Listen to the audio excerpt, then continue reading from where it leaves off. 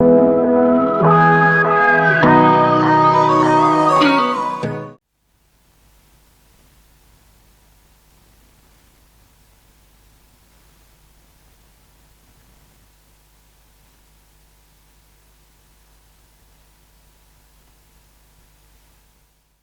very warm welcome to one and all present here.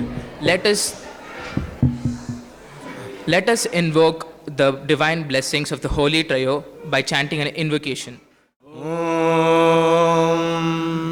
Shri Guru Bhyo Namaha Harihi Om Bhadram Karane Vishnuyama Devaha Bhadram Pashe Makshabhiryajatraha Sthirairangai Suštuvagam Sastanobhihi Vyashema Devahi Yadayuh Swasti na Indro Vruddhashravah Swasti nः Pusha Vishwavedaः Swasti nastarksho Arishtaneमिः Swasti no Brihaspatirdadhatu Om Shanti Shanti Shanti Harihi Om Madhuvatarutayate Madhuksharanti Sindhavaha Madvirna Santoshadihi Madhunakta Mutoshasi Madhumatparthivagum Rajaha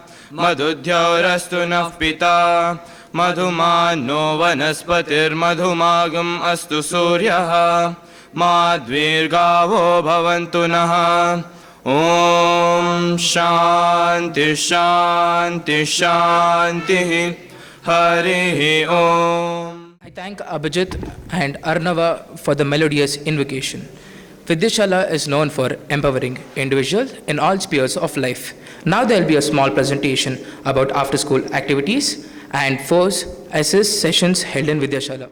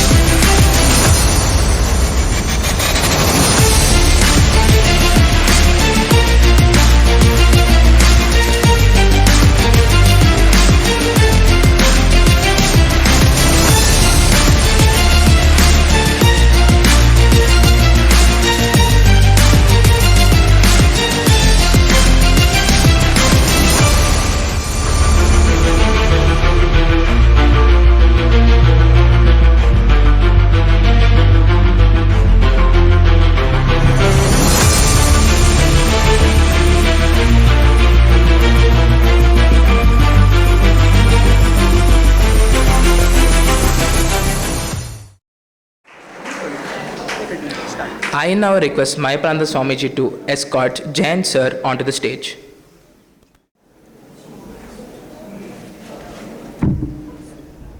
We begin with the session. I would like to give a small introduction about Sir. It is my pleasure to introduce Sri Jayanth Bhat with an impressive educational background. Sir earned his B.Tech in Electrical Engineering from Indian Institute of Technology, Kanpur, and a PGDM, also known as a MBA from Indian Institute of Management, Ahmedabad. He brings with him over 28 years of extensive corporate experience, having held various leadership roles across a diverse range of industries, experience having held including automotive, industrial, media, semiconductor, and consumer durables. Sir's most recent corporate position was with National Semiconductor Inc., now known as Texas Instruments. Sir also served as a pivotal member of the Asia Pacific leadership team, where he was responsible for overseeing operations and business development across the region, all while based in Hong Kong. In 2011, driven by his passion for empowering professionals, Jayat Sir established Scotwork in India. Scotwork is renowned globally for its cutting-edge corporate negotiation skills training, which has made a significant impact in shaping the negotiation capabilities of numerous organizations. Under Sir's leadership, Scotwork India has delivered high-performance training programs across various industries, consistently receiving excellent feedback and ratings. Today, we are honored to have Jayanth Sir to share his insight on negotiation and leadership. His wealth of experience and knowledge promises to inspire and educate us all. I humbly request Sir to begin his session and enlighten us all. Over to you, sir. Good evening. Can you all hear me well? Yeah, good. Okay, so what I'm going to do now is I think we have a 45-minute session. So I'll speak for about 25 minutes and then I'll open the house for any questions. The topic is negotiation. And I think negotiation is something that each one of us does day in and day out. And so we, in fact, call it negotiation is something that we do day in and day out. And it's an integral part of what we are, who we are. So in this 25-minute session, I'm hoping that you will get certain inputs that can help you to be more impactful when you are communicating with the other party, or if you want to resolve a particular disagreement, then you find a different and more effective way of doing that. So let's begin with the welcome here. And let's begin by asking ourselves, what is negotiation? Okay, so negotiation is what? It's one way to resolve a conflict, isn't it? Or a disagreement. And then the question comes, so resolving a disagreement is one part of it, but how do you do something more than just that?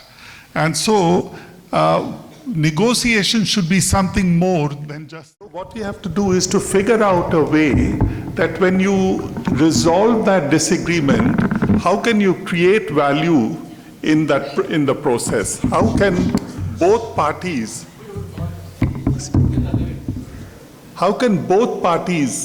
in that disagreement come out with some more value addition? How can you also create what we call win-win? Okay? How do you create win-win as well? That means both the parties feel good about what the outcomes are. So this is what we hope to achieve. Okay? That means not only do you resolve that disagreement, but in the process of doing that, you do something extra. Then the question comes, is negotiation an art or is it a science? Because that's the topic that came up over there. And what I would say is, if you know what a science is, what is science? Science is based on organized study, systematic study, experimentation, and so basically science is when you have a systematic study, you have experimentation, and based on that experimentation, you come out with some sort of an outcome. Whereas what is art? Art is based on a person's talent. It is, how creative is that person, how imaginative that person is, and what is the skill level of that person. Okay? So let me summarize this. Science has an input-output relationship. That means if there is a science on something, the output will always follow the input in a particular way, whereas in art, it is up to your own particular talent and all of that. So what we would do, what Scotwork has discovered, that any negotiation anywhere in the world, there is a science to it, okay? And that science is what we call in Scotwork the 8 steps. But what I've shown it over here is like a diagram, okay? Any negotiation will go through steps that will take you from point A to point B and then onwards to point C, okay? Now the question is, what do you have to do to move from point A to point B and to point C, okay? How do we go through that journey? How do we take control? How do you create value? How do you construct win-win outcomes? So the first thing we say is, when you have two parties and they have different points of view, then the first thing is, both of them are stuck in wherever they are. So we always say, what is the way to move a person away from their status quo? Everyone's happy in their status quo, isn't it? So one way, so let's take an example. You take an auto rickshaw outside the campus and you want to go somewhere close by and the auto rickshaw person asks you for, he's not prepared to go there. You have to go to some place, he says, no, I'm not going over there. What is one way in which you can, if you can tell him, I'm prepared to pay you 150 rupees for that short distance, then he might be motivated to go, isn't it? So that is what we call incentive. You offer an incentive to somebody, and that person will then be willing to move out of their status quo. The auto rickshaw driver was not interested to go, but when you told him that you will pay 150, then the auto rickshaw person starts agreeing to you. Why? Because you have offered an incentive to the auto rickshaw driver. Okay, so one way in which you can move the other party away from their current thinking is by offering an incentive.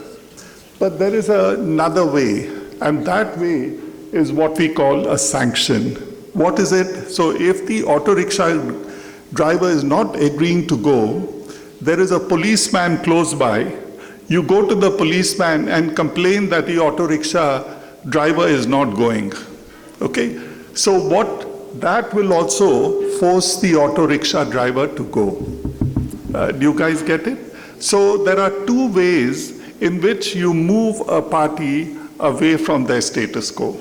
And these two are put together are what gives power to an individual. So when you are talking to anyone, when you are negotiating, communicating, doing whatever you are, you have to first figure out what are my incentives that can work, what is my sanction.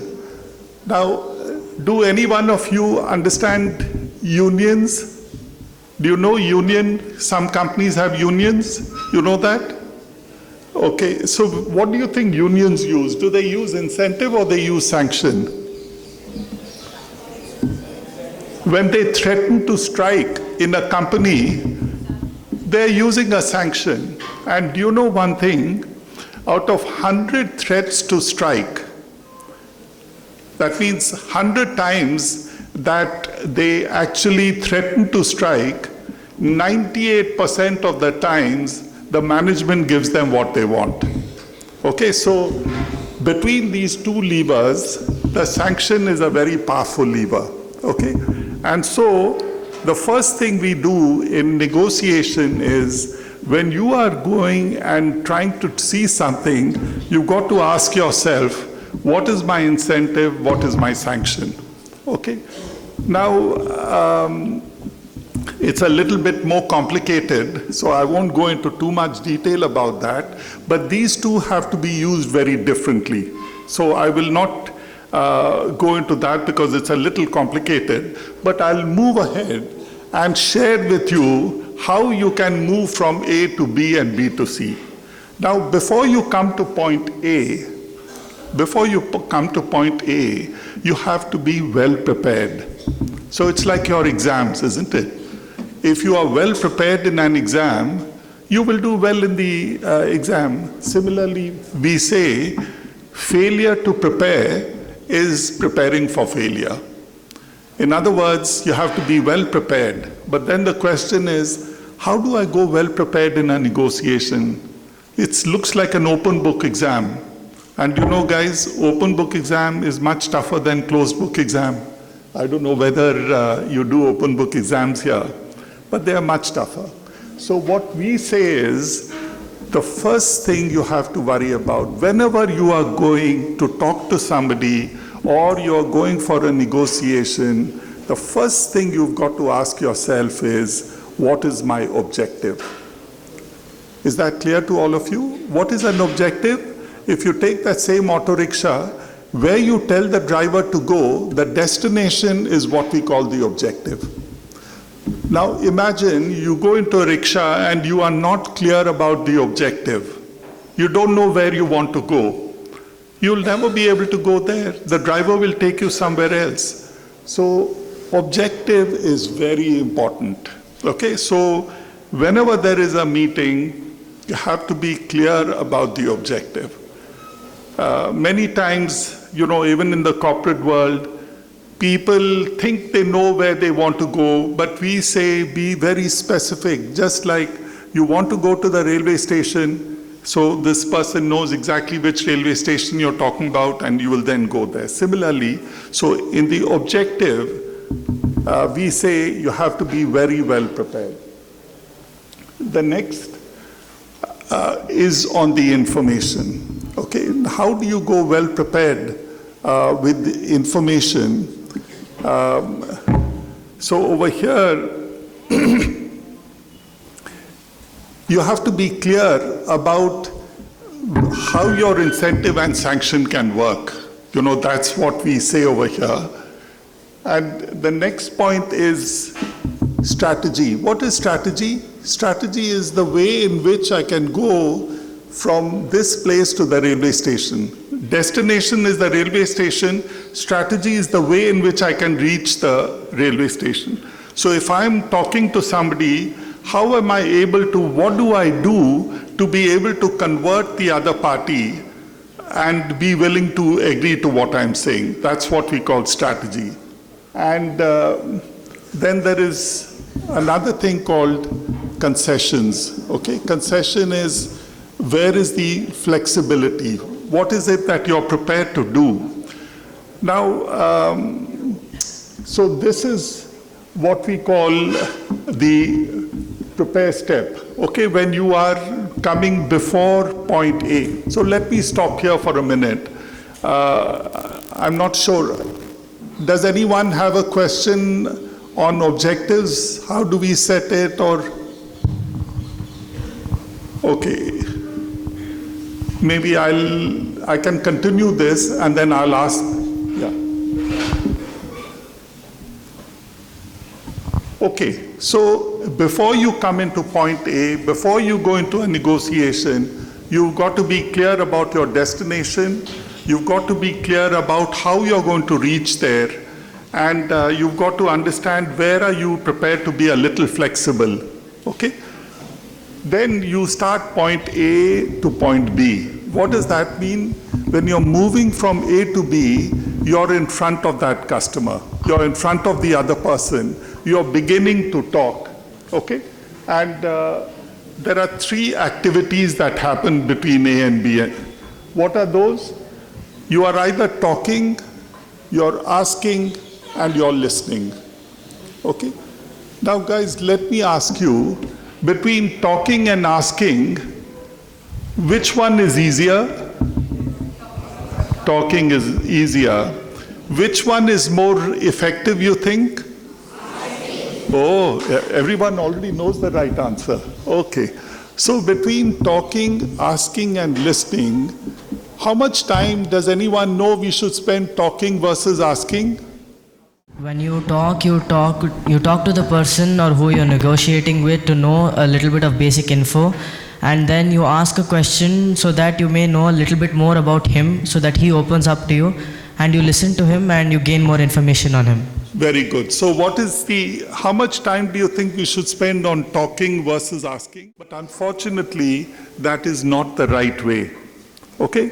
We should spend more time asking questions, because by asking questions, you can understand what are the priorities of the other person, what are their difficulties, what are their challenges, and how can you help them to address all of those. Let me ask you another question. If you look at the impact of any communication, suppose you're talking to somebody, would you agree that there are three factors? When you're talking to someone, you're communicating, there are three things that go into your communication. One is the content, what you're saying. Tone is how you're saying it. And third, you understand body language. So what do you think is the percentage split? Can anyone suggest? If the total of all three is 100, what is the split between these three? How much percent should be content? Anyone can take a guess? Out of 100, how much percentage is content? 40%. And what about tone? 30, 20. And body language? 40. Okay, guys, you will be very surprised to know that the right answer for this is content is 10%, tone is 30%, and body language is 60%. You get the idea? So we went around today and saw all your facilities over here. The way the students shared with us, the way they communicated their enthusiasm, and all of that was visible to us through their body language. That is 60% of the impact. Then it is 30% is the tone, and 10% only is the content, because the rest of it is so. Now imagine if you are talking, but you are raising your tone and are very angry, because your tone is very high. Then between content and tone, what is the other party picking up? Let us say your body language is neutral, and you are very angry when you are speaking. Will the other party be able to understand what you're saying? Because the tone is overpowering. Okay? So it is very important when you are communicating with anyone to be very gentle and cooperative in your tone. Only when you are gentle and cooperative will you be able to communicate more effectively.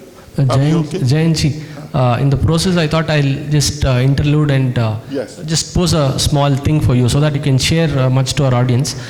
Students here, part of different secretaries, different departments. Yes. The negotiation thing is something they want to ask. As you rightly pointed out, all of them are in the process of negotiating, starting from a small baby. Baby also knows how to negotiate. I was just reading in your website this particular quote by Brian Coslow. It's a very wonderful thing. If you can throw light to our students on this, first let me just read this quote. It says, during a negotiation, it would be wise not to take anything personally. If you leave personalities out of it, you will be able to see opportunities more objectively. I think when a discussion happens and something is denied by the parent or the teacher or by the guardian here, the emotions rise up. So how could we probably understand, in the art of negotiation, how can we master these emotions? Of course, our students have the prayer sessions, the holistic activities are there part of the school. But if you, from your point of view, perspective, if you can throw some light on this, it will be helpful for them. Thank you. Thank you, Swamiji. So if your emotions go up in a negotiation, it is like a car with an engine running hot. We all know when a car's engine is running hot, then the output of the car will come down, the results will be suboptimal. So we say that you should always have the head in control, not the heart, because the heart is the one that is, where emotions bother, but the head should always be in control.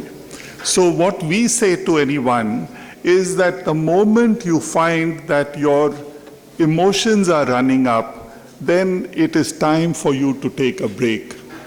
Because the more longer you stay in that situation and you are very upset and you're angry and unhappy and all of that, at that stage, please step back and we say take a break. You just say, can we discuss this a little later?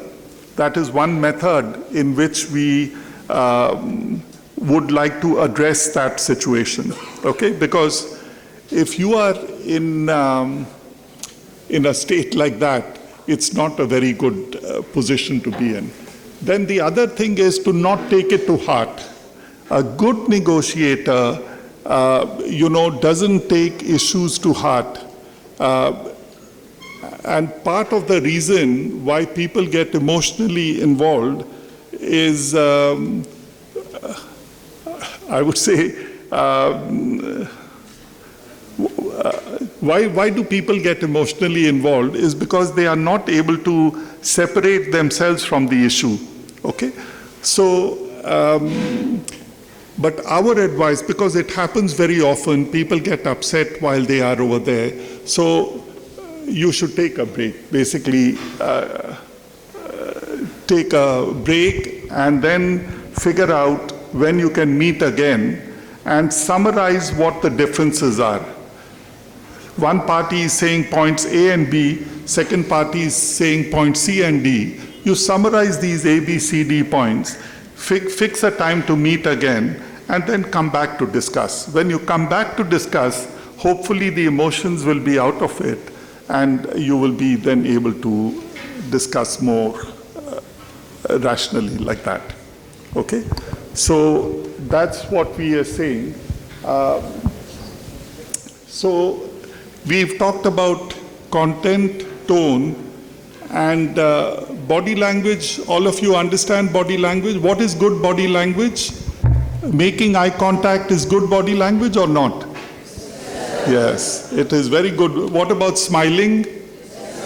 It is a very good body language, correct. So body language comes to us naturally, so you have to have good body language, you must have a cooperative tone, and then you have to go with content. Now let me ask you guys, you know persuasion? Does anyone know what is persuasion? Sir, I'm Nishal. So when there is some dispute between two persons, getting the other person to do our work is what, even though if he is unwilling, we must, persuade, ask him to do our work. Okay, so convincing the other party.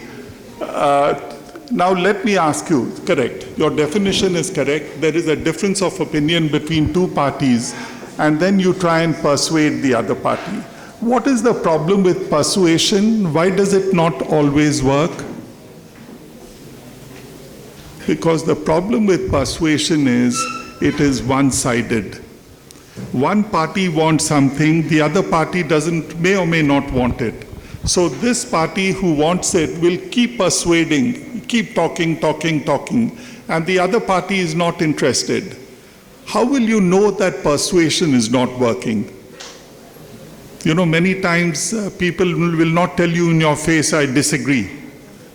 The way you will get to know your persuasion is not working is when you find that you are repeating what you said. Suppose you are trying to convince somebody, you have used some logic 5 minutes ago, and you are repeating that same logic. When that happens, it is a clear signal that you are persuading and it is not working. Has it ever happened to you? Do you ever find that you are repeating what you said? Okay, so that means you are in trouble there, because if you keep repeating yourself 5 times, do you think the other party will say yes? No chance. They will get more upset the more times you repeat yourself. Okay, so at that stage, we realize that it is not working.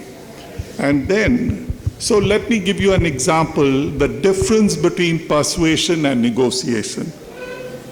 Suppose you go out and try to take an auto rickshaw, and that person says 150 rupees. Okay? And you, or I'll make it simple. You are going to the market to buy tomatoes, let us say, and the other person says 30 rupees a kilo. And you think 30 rupees kilo is too much. Then you try to persuade the person, no, but last time I bought from you, it was 20 rupees a kilo. I'm your regular customer. You can't charge me so much. That is called persuasion. Negotiation is, you tell that person, if you give me at 25 rupees, I will buy 2 kilos. You understand the difference? In the second case, the other person is also getting something out of it.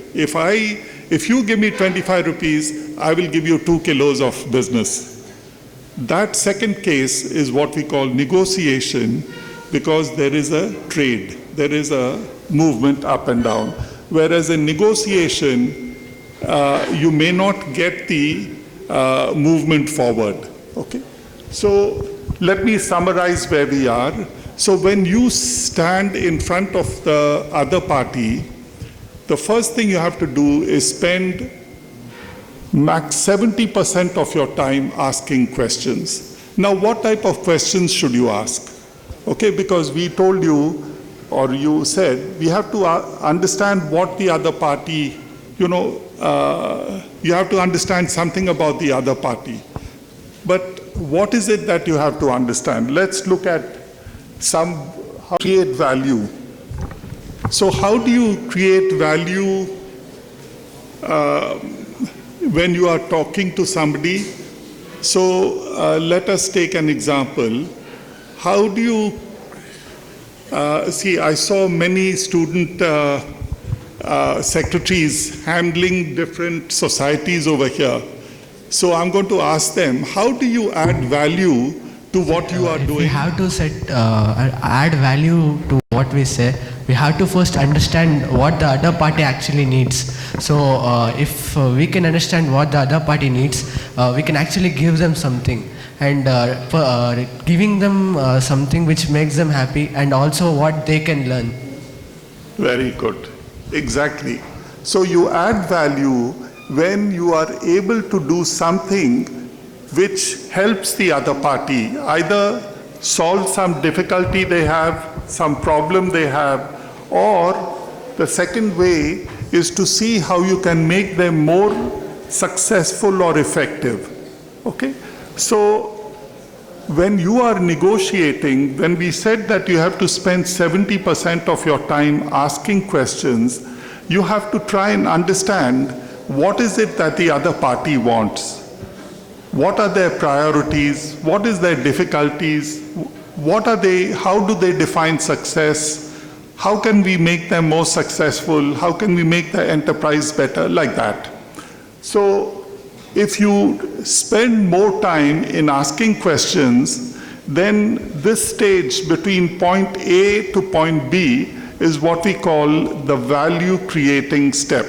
You are creating value by uncovering what the other party may want or may, what their difficulties are.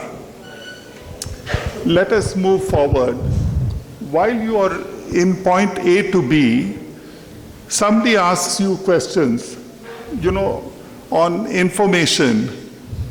Suppose somebody, people ask you questions also. While you are communicating with the other party, they will ask you questions also. And then the question comes, should you share the information or should you not share the information? What do you think the reason could be? When should you share information? Okay. So you share information if it helps you, okay? And if it hurts you, you just keep quiet, okay? So let us say you are going home and your parents ask you, how many marks did you get in the exam? Okay? And you have scored 95% in mathematics and you have scored 65% in science. Okay? Which result will you tell them first? In which order?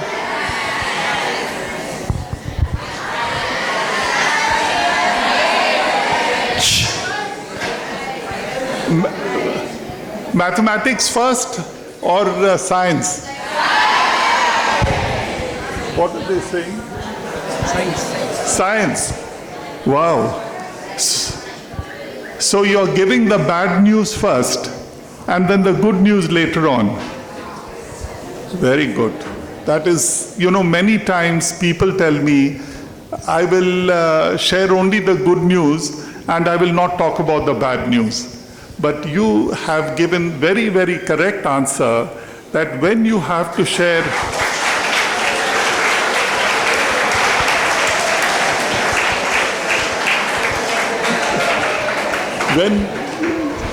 when you have to share good news and bad news, always share the bad news first, okay?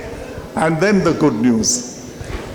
Okay. Jayanji, could we open the platform for some questions from the students? Yes. So, yes. Please. Yes. I am Kirti Vivek from 9th standard. My question is, what inspired you to start this company and how has your Inspired me to vision start evolved? this company? Well, it just happened by chance. So in 2010, end of 2010, I came back to India and I, along with 4 friends of mine, set up a solar power plant. We bought a piece of land and we were in the process of setting up a 5 megawatt solar power plant in Rajasthan when, government policies were something, we were told it's not the right time for entrepreneurs to get into this business. At that stage, my previous colleague in Hong Kong told me that this company is there in Scotwork from the UK. They're looking for a partner in India. And that's how, we began and we worked on it. And then I discovered over the last 12 years that this is my true calling in life. Working with company executives and solving their problems, making them more effective in what they do, delivering business impact, demonstrating outcomes, all of that stuff is what has happened over the last 12 From years. 10th standard, sir.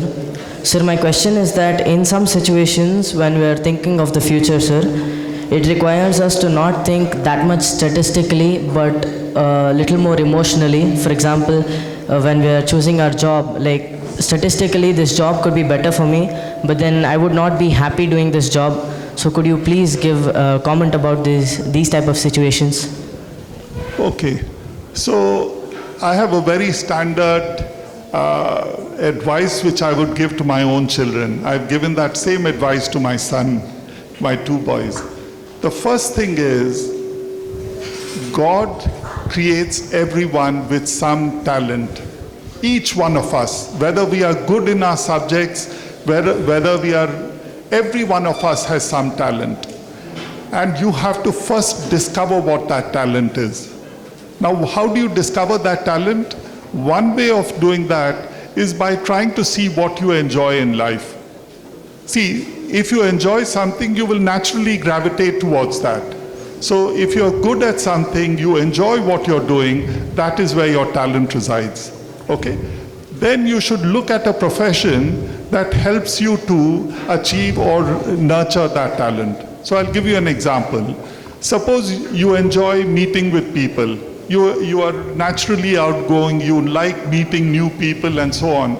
Then a career in hospitality, in the hotel, travel industry is good for you because that's where you will naturally meet new people. Do you get the idea? So whether it's emotional or statistical, I wouldn't go there. First ask yourself, what am I good at? What do I really enjoy? And then try to relate it to a career that can help you to use that talent of yours. From 8th standard. So you told that content should be 10%, but how would content be 10% if you don't know what you're going to talk about? Okay, when I said that content is 10%, I meant that the impact of what you say, content is only 10%. So what does it mean? I will explain to you. Now suppose I'm answering your question, but I'm looking over there. When I'm looking over there and I'm answering your question, or I'm looking at my laptop and I'm not even looking at you, what is the message you're getting? Even though I'm giving you the content, the message you're reading is something else.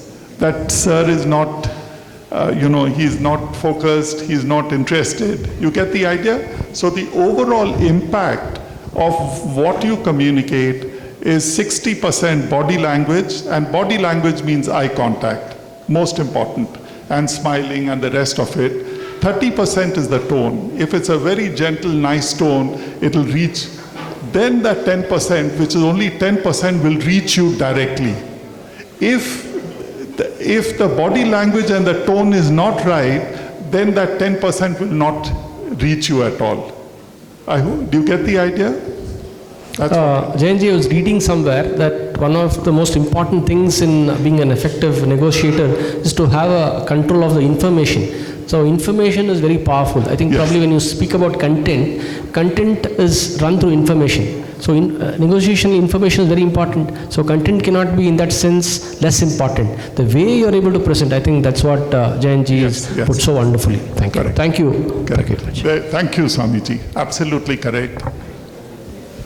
Any more questions from PUC? Yes, we have PUC students. Good evening, sir. Yes. I'm Jeevan. Yes. Sir, how to make an offer they can't refuse? How can you make an offer the other party cannot refuse? Okay. So we have a simple answer for that. You know what we call it? GTWTWOYT. So what does that mean? Give the other party what they want, but on your terms. So, we always tell our participants, never say no, okay, but never say yes also. So let's go back to your example. What you're saying is, how can you make an offer the other party cannot refuse? So can you give me an example of what the other party is? A very good car, something which you are not ready to part, maybe a good bargain. So let's say you have a car and you want that car, but he's not ready to let go of the car. So how are you probably going to go with it? Sorry, he wants a car. Let's say he wants to get a car which he's currently holding. Now, how are you going to get the car without him getting offended? I want the car. So probably you can throw more light on this.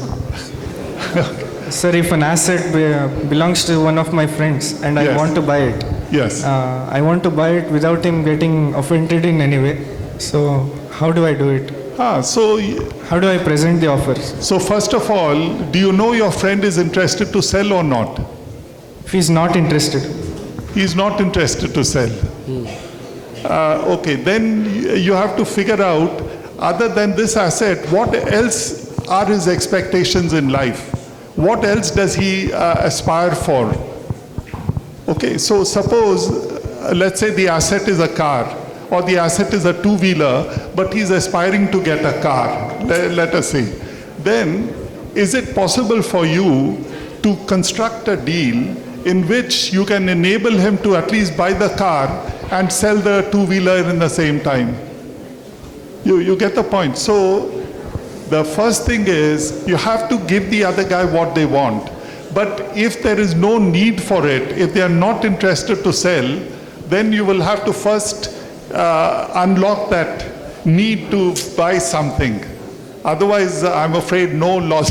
If the person's not interested to sell, then and you are not able to uncover other areas that might be of interest to the other party, then it might be very difficult. I think, Jayanji, you being in this semiconductor industry, the way the mobile phones, every update, every 6 months, Yes. where it's been coming here.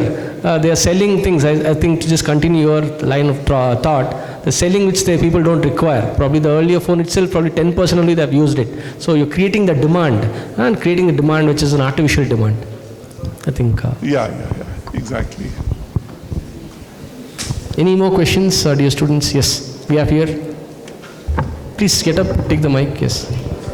So myself Samhit.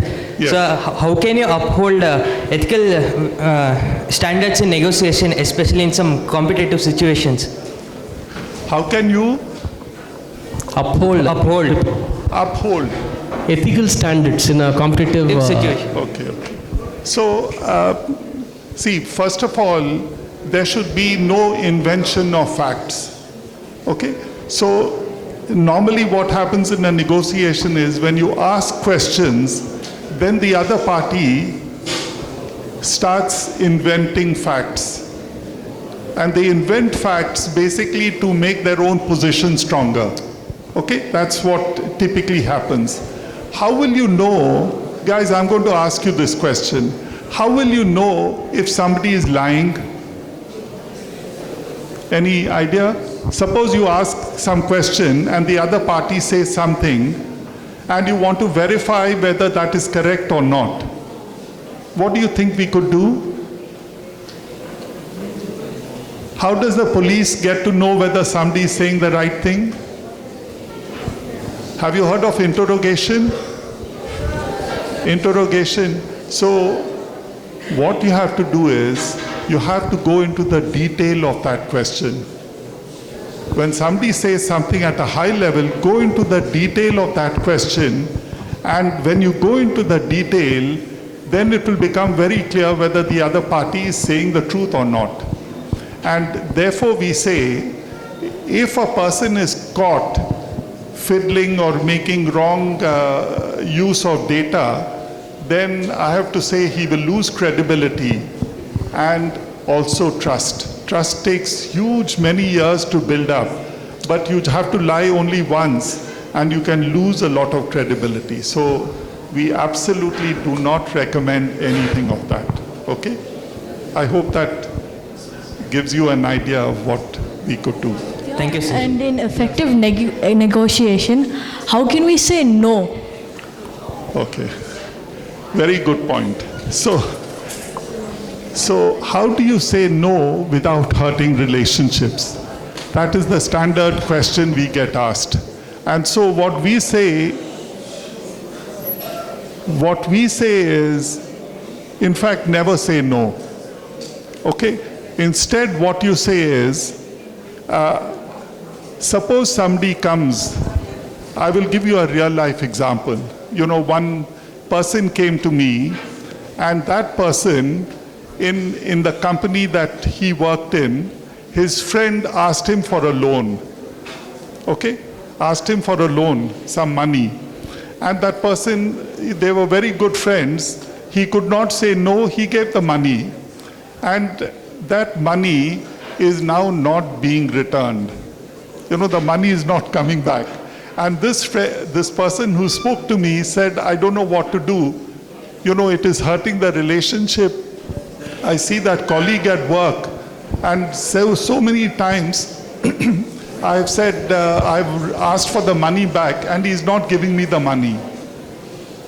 So basically what has gone wrong here is that, you know, we say that when you give a goodwill gesture and do something free for somebody, means that person asked for money and you just gave it away. When you do that, you are asking for trouble. Instead, what you should have done is, instead of saying yes, he should have said conditional yes. What does it mean? He could have told his friend that, you know, I'm breaking a fixed deposit and giving this money to you. So if you are prepared to give me 10 post-dated checks of 1/10 the amount, I will give you this amount. But I want the 10 post-dated checks up front. So that is one, you get the idea? So instead of saying no, put a condition on the basis of which you will say yes. Okay, let us say, can you give me a situation where you would like to say no? If you house for a low price, and then at the end you decided to change your mind, how do you say no in that sort of situation? Oh, so you had a plan to sell it, and the buyer was now ready to pay the money, but you now want to say no. Yes. Is that what you're saying? Yes. Okay. So you just have to, you have to basically say a conditional yes, which means that I'm sorry, the price that we agreed earlier, let's say X lakh of rupees, it doesn't meet my requirements now. The market has gone up. So if you're prepared to pay X plus A, I might be prepared to say, move this forward. So put a condition on the basis of which you'll be able to say yes rather than saying no. Or if you are saying that you have decided that you don't want to sell your house at all, then you can apologize and say that we are sorry, we changed our decision to sell the house. We are not in the market to sell our house. We would like to not do it just now. You get the idea? Yes. So these are the two options you can take. Either increase the price and then see what the So I think we'll take one more question, last question. Okay, we've got, yeah. Sir, I'm Danik of 9th standard. How does the ambience and environment of the location depends on the deal? Oh, how will the ambience and, okay, very good question actually. So what we say is, yeah, it's a very good question. You can either have what we call a very informal ambience, or you can have a very formal ambience, correct? Now, when you have a very informal ambience, both parties are very relaxed, okay? When both parties are very relaxed, there is a lot of information flow that can happen, okay? So that points A to B, when you're trying to uncover, you would like to know more about the other party, we would always suggest go into a very informal setting. Okay, so formal setting is not very good for information, discovery. So when our Prime Minister goes to the UK or he goes abroad to sign a agreement, that is a very formal ceremony. But the details of all of that have already been agreed in very informal meetings much earlier. You get the idea? Thank you, sir. Okay. Jayanth will come to the ending part of this session where our students are ready with a couple of notes. We thank Jayanth for his wonderful way of putting across this complicated topic. See, negotiation is not an easy topic, and the topic also here where Jayanth sir is put across to all of you, it is directly not for at your stage, because tomorrow is going to address business graduates, corporate people to understand how negotiation is. I'm happy that he's been able to understand and distill that information and give it to you. I thank Jayanth for spending his valuable time with us and being a part of this session. Thank you. Session it was. Let us all give another big round of applause.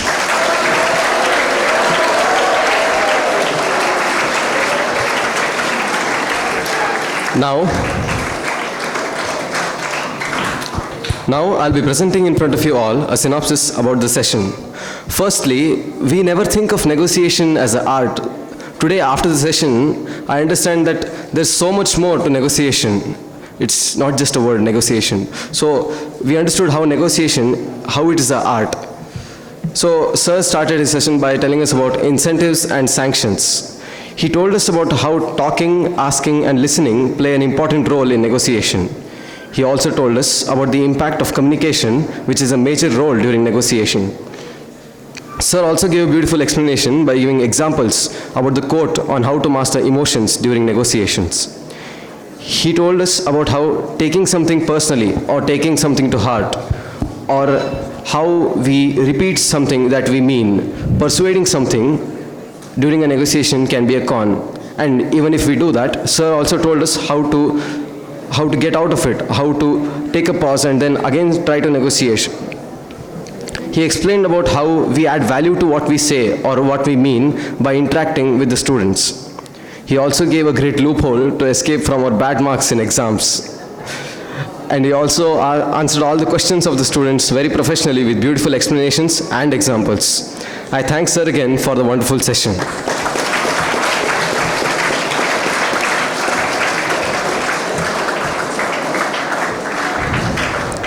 Now, I request Bal Vishist of PUC to escort Srimad Swami Yukteshanand Ji Maharaj to the stage.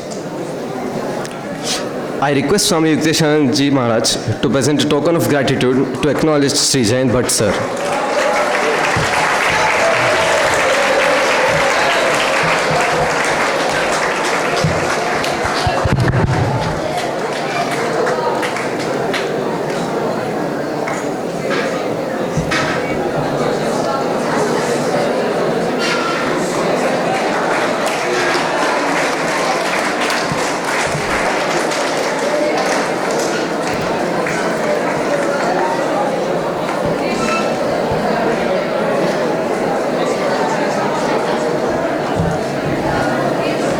Now, I request Samahit Bhat of PUC to escort Srimati Bhat of the Scotwork team, and she's an economics expert, as she was studying in the prestigious institution of Presidency College, Calcutta.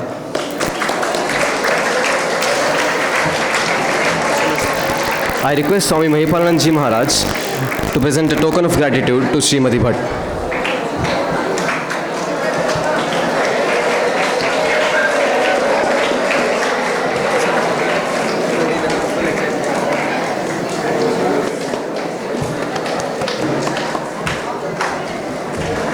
Next, I request Prasanna sir to present a token of gratitude to Sri Achintya.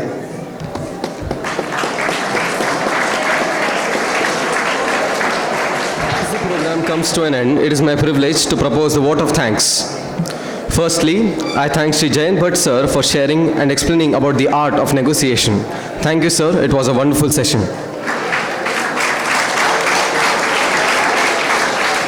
Next, I thank Srimati Bhat and Sri Achintya for being present with us throughout the program. Next, I thank Srimad Swami Yukteshanand Ji Maharaj for his gracious presence. I also thank Srimad Swami Mahipalanand Ji Maharaj for coordinating the program.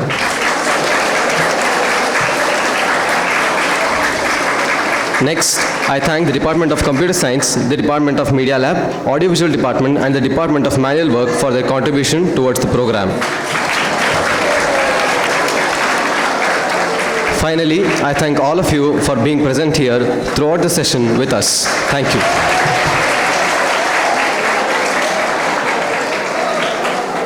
Now, let us end the session with Shanti Mantra.